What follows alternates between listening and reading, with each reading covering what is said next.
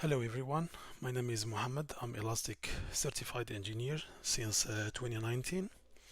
I have been using the Elastic Stack in a different project for more than 5 years now.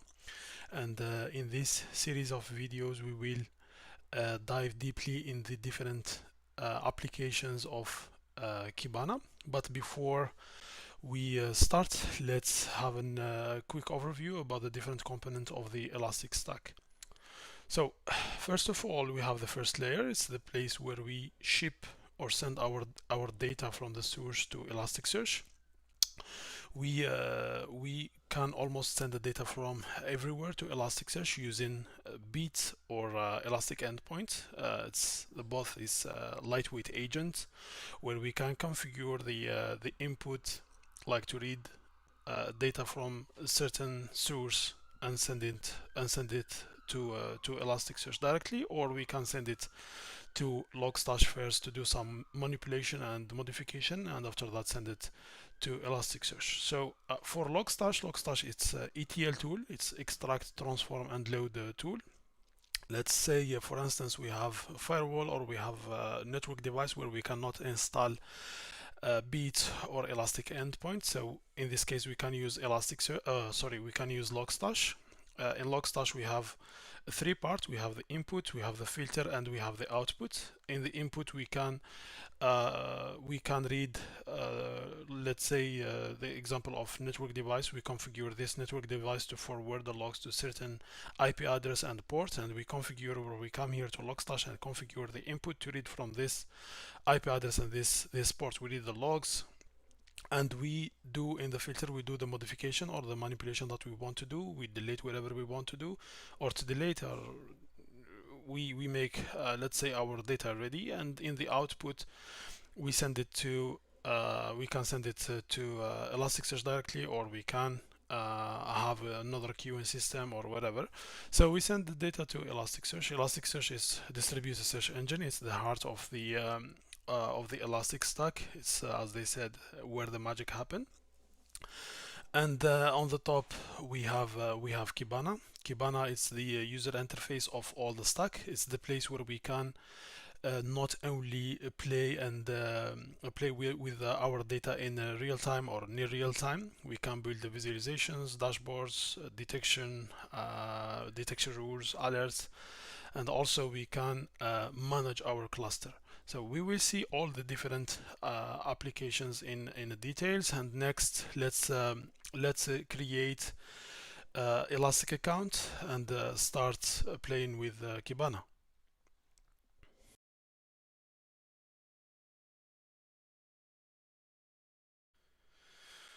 Well, to be able to use Kibana, you have or we have two ways. Even we deploy Elasticsearch and Kibana locally, or like in my case, you come here to elastic.co, to the official website, and you create an account here, or click here on a free trial, and you will be able to or you come here and you create a free Elastic Cloud Trial account. It will be available, or it will be available for 2 weeks, and it will be free with the full access to all the applications inside Kibana.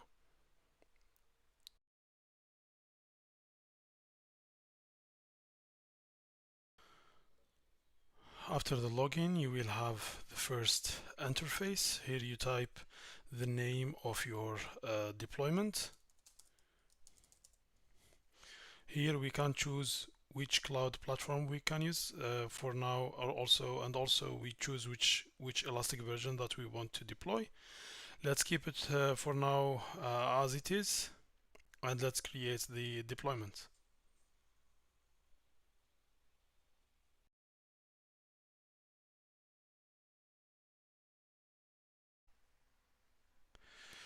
The deployment is done.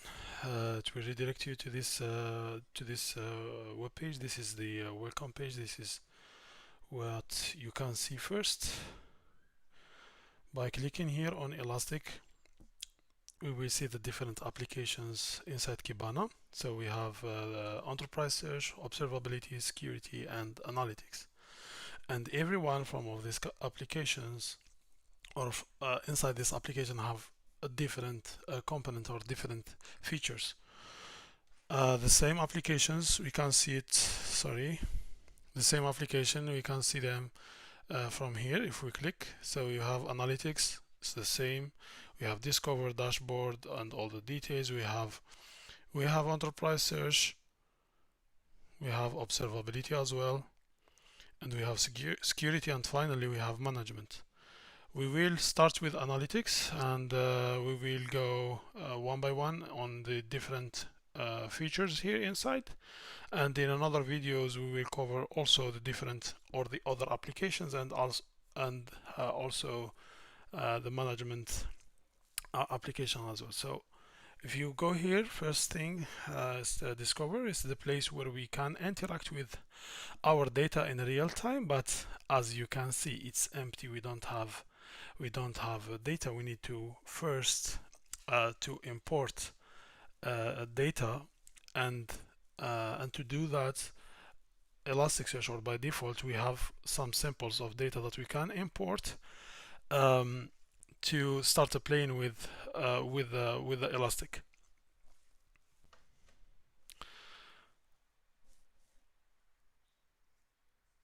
One second, it's new. Okay, yeah, it's here. They change the user interface a little bit. So usually they provide the three data samples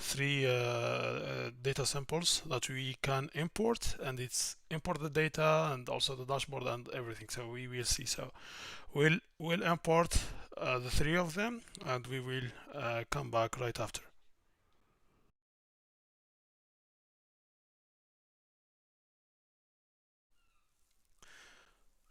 Once it's done, let's start with the first thing that we want to discover today. So we start with discover. So this is our data here. So the first thing that I want to talk about is the data view, or as we used to call it in the past, the indices. So it's a place where we collect our document or our data. So as you can see here, we have three, since we import all the three of the documents, or all the data samples. So all the three indices are here. If you want to change from one to one, it's just a click and choose the right one. So this is the first thing that we need to start with. So keep in mind the indices is the place just where you store your document. The second thing is here is the fields. It's the field that we have. So as you can see here, we have three different types of fields: the available fields, the empty fields, mean fields that empty, they did not have anything inside, and we have a meta field as well. And this is the available fields. So we have time range here. The first thing that I want to talk, or the second thing, is the time range. So you are storing your data in Elasticsearch, and you want to see the last 1 hour, last 2 hours, or you have a specific range. You want to see the logs in that specific range of time. So here we have many ways to do it. So we can do it directly from here, from the chart. So it's just double click and select the range that you are looking for, and it will change automatically here. This is the first thing. The second, you can come here in the calendar and you choose just today data, or last week, or last 2 weeks, and the last one is to choose the range. Like here you can specify from where to where. So you can go, let's say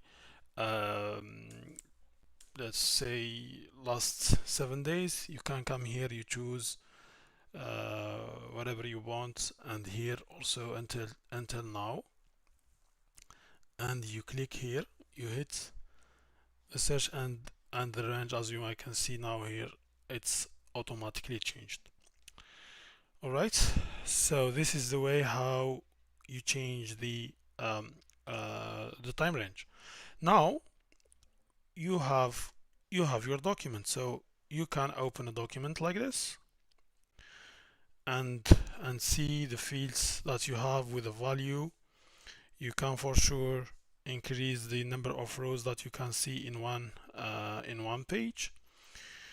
If you want to see the document in a separate or in a separate page, you can come here and or you can click on single page view and it will redirect you here. In the same way, if you want, let's say now here you want to see the fields, you have specific fields, you want to see them and do the comparison. So you come here to your field, you, for example, you click, you have your field, for example, career, day of week, whatever the field that you want to choose, you just click a plus and it will add here. The same thing you can do with the other fields. So let's add another one. If you want to remove it from here from the table, you can just click here and remove the column from this table. Yeah, you can do it in this way, or you open the document here. So you want to focus on one field, you want to add it here to the table. You can also come here and you see here toggle column in the table. So you click like this and it's here, it's added here automatically. All right, yeah, this is the second thing. So if you want to hide this section and this section, you can just come here and hide the field section and also the chart. You can come here and just click hide it. You will have more spaces here to be able to do your analytics or to do your search. Let's return it back now, and let's return it back. All right, so now we want to filter our data. So this is all the data that's coming, as we already mentioned here, it's coming in real time or near real time. As you want to filter some data, so you want, let's say for instance, you want to see only the data that the destination city names here is Tokyo. So here we have many ways. So the easiest one, it's here. You have filter in or filter out. If you want to see only the data that contain Tokyo as destination city, you can click on the plus here. It will create a filter here automatically, and all the data here, the rest or all what we have here, its destination city name is Tokyo. Let's remove it. So if you want to do the reverse, you want to see all the other cities except Tokyo, it's the same. You can come here and you have filter out, or here click on the minus. It will filter out Tokyo and give you all the rest of the destination cities names. All right. So here in the filter itself, if you want to, we have many options when you click on the filter itself. So you can disable it temporarily, like you want to keep this filter, it's here, but it's not applicable for it's disabled. For instance, if you want to return it back, it's just re-enable it. So here it's excluding the result, it's excluding Tokyo from the result. Now if we want to include Tokyo, we want to get only the logs that contain or have Tokyo as a destination city name. So you click on the include, and here we go. We have all the logs that contain Tokyo. So now you can remove it. Just click here, like to delete the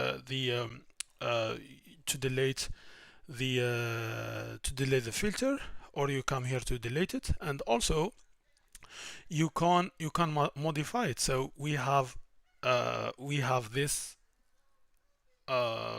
way how to create or to modify your filter. So here is the field. Okay, you choose it from here. The condition, so is you want this value from this field, or you want to exclude it, or you have a range, you have different values. So you choose your operation here, and here you choose your field. As you may notice, Elastic by default give us the values that are available here. Okay, so you just click and update your filter, and it will automatically modify the filter, and for sure modify the result. So this is one way, or this is the first way how to create your filter. So the second way, it's coming. So this, let's wait for a second. So the data is coming back. Now you want to create a filter from scratch. We did it from here. Now let's forget about this point and let's create it from scratch. It's the same. You click just here on the plus. You choose your field. So destination city name, for example, is one off. I want to go. I would choose Abu Dhabi and choose Tokyo, or choose Atlanta, or whatever. So you choose many values you have. So and add your filter, and it's here. So the data that's get back here, it's one of the two, even this, the first value, or the second value.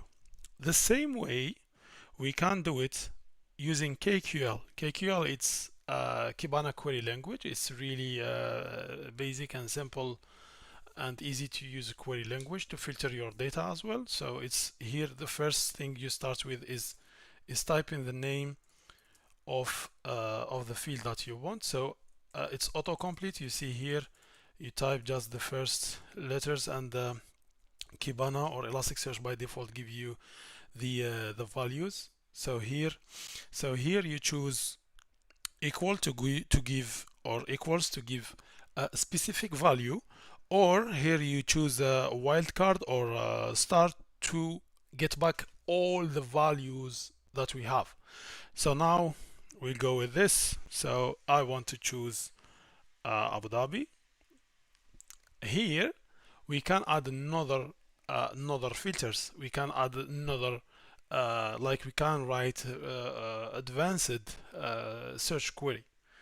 So here the different, or the only one difference between KQL and adding a filter, when you add the filter and click add the filter, it's refresh automatically and give you back the updated result, which is not the case when you write, or when you type your filter as KQL. You need to refresh the page to get back the result. This is it. So we get back the result. If we want to exclude it, it's just adding not and refreshing the result. I already hit enter. That's why we have the result. So it's excluding Abu Dhabi. So if we want to exclude Abu Dhabi and another city, I can do it in this way. So between two brackets, I put the first value and the second value. Let's go like this. Let's go with Tokyo, and let's close the brackets and hit enter to refresh, and here we go. It's excluding the two values. If I want to include just these two values, I can delete the note, and it will return back the two values, Tokyo and Abu Dhabi. Okay, so all right, so now we have another part here, is if we want to see. So we know Elasticsearch is, or Kibana, it's the user interface. Mean if you want to see the query behind the scene, how Kibana send the query to Elasticsearch and do the filter and return back the result, we have this part, inspect. We have the request. If we scroll down all the way down here, we have the query. This is a DSL query. It's Elasticsearch querying language. This is how Elasticsearch run the queries and get back the result. So what's happening here? It's Kibana is transforming this query So we have two conditions here. We have this first, and we have the time range. We have two. So how Elasticsearch is, or how Kibana is transforming this query, it's in this way. So we have the first value and the second value, and we have the second filter, which is the time range, and it will return back your all the documents here. So it's as you can see here is 76 hits. You will find all of them here. All right. So second is you want to save this search. You know, you have a lot of, you write a complex and long query. You don't want to write it again and again, or you want to use it every day for visualization or to do your analytics. So you have an easy way to do that. So you click save, you give it a name, first save it search, you give it a description as well. This is my first save it search in Kibana. And also you can give it a tag. We will see where we can use a tag next when we want to create visualizations or dashboards. It will help a lot. So you click save, and as you can see now, we are not just in Discover, we are in Discover, but in the save it search that we did create now. So if we want to go back to normal Discover without the filter, without the save it search, it's like this. If you want to go back to your save it search, you come here to open, and it will show you all the save it search that you have. In this case, we have our save it search. We just hit enter, it will redirect you. You have your time range filter, and you have your filter. So this is it for now. We will see in the next video how to create a search, how to create visualizations and the dashboard.